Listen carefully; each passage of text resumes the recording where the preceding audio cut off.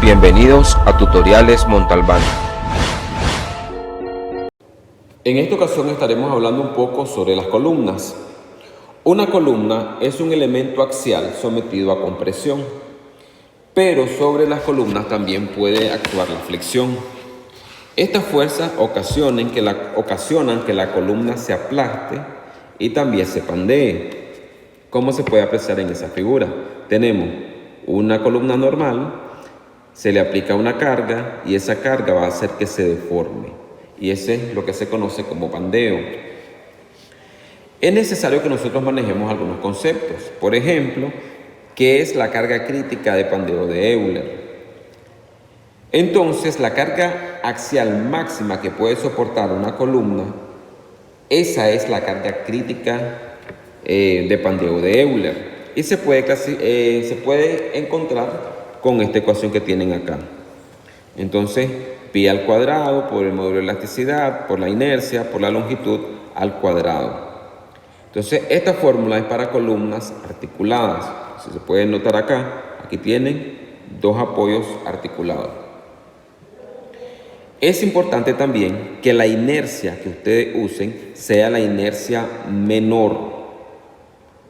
Entonces, por ejemplo, ustedes van a calcular la inercia en X y la inercia en Y. La que les da menor, entonces esa es la que van a utilizar acá. Porque acuérdense que la columna se va a pandear donde la inercia sea menor. Luego tenemos otro concepto que es esfuerzo crítico de pandeo. El esfuerzo crítico de pandeo va a depender de pi al cuadrado por el módulo de elasticidad por la longitud entre el radio de giro al cuadrado. Y este radio de giro se puede calcular con esta ecuación. Va a ser igual a la raíz cuadrada de la inercia entre el área. Ahora miremos otro concepto, relación de Beltrés crítica. La relación de Beltrés no es más que dividir la longitud entre el radio de giro. El radio de giro más pequeño de la sección transversal. Entonces, el pandeo se va a producir alrededor del eje donde esta relación que tienen acá, que L sobre R, tenga el valor más grande. Entonces miremos ahora la longitud efectiva, otro concepto. La longitud efectiva no es más que multiplicar un factor K por la longitud de la columna. ¿De qué depende ese factor K? Depende del tipo de apoyo que tenga la columna. Por ejemplo, si la columna tiene un apoyo de este tipo, donde la rotación y la traslación son impedidas, entonces nosotros vamos a utilizar un coeficiente de 0.5. Si nosotros tenemos articulada la columna en estos extremos, entonces K va a ser igual a 1. Entonces depende de los tipos de apoyos que estén en los extremos. Entonces ustedes se vienen a esta tabla y seleccionan el valor de K. Entonces, una vez que ya tenemos esto, podemos definir otra vez la ecuación de Euler. Otra manera de encontrarla, bueno, ahí tenemos la ecuación, ¿no? Teníamos la ecuación acá y tenemos la ecuación de Euler. Luego tenemos el esfuerzo crítico de pandeo. El esfuerzo crítico de pandeo también va a depender del módulo de elasticidad, va a depender de la longitud y va a depender del radio de giro. Esta relación de Beltrés ya la habíamos definido, que va a ser igual a K por L sobre el radio de giro. Otro concepto que tenemos que analizar es la relación de Beltrés en transición. ¿Para qué nos sirve esto? Nos sirve para poder clasificar la columna y la vamos a clasificar en columna larga y en columna corta.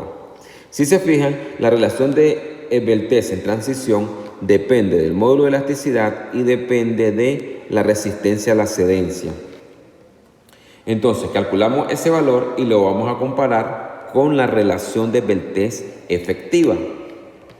Comparamos la efectiva con la de transición.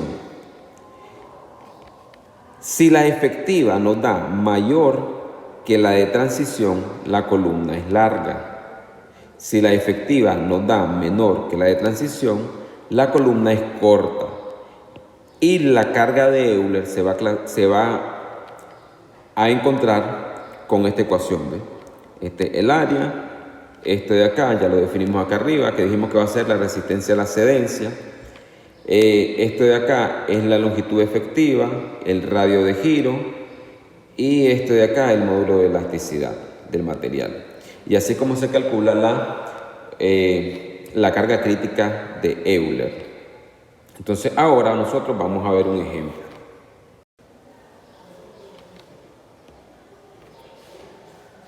Una columna de madera, les da el módulo de elasticidad, de 8 pies de longitud y articulada en los extremos, tiene una sección transversal rectangular de 2 pulgadas por 4 pulgadas. Y nos pide determinar la relación de Beltès, la carga crítica de Euler y el esfuerzo crítico de Pandeo.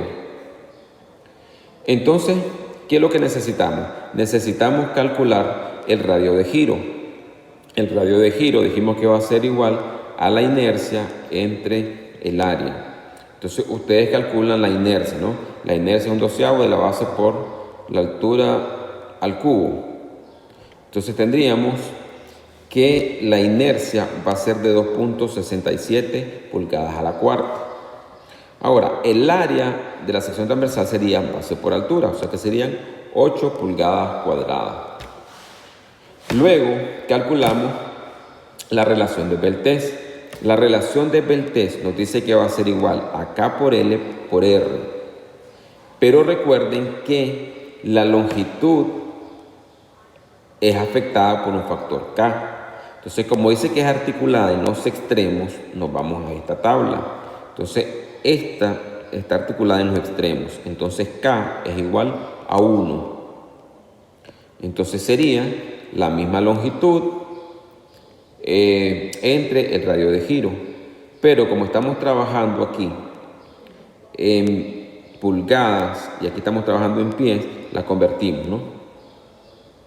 Entonces, al final nos quedaría que la relación de Beltès es de 166.3.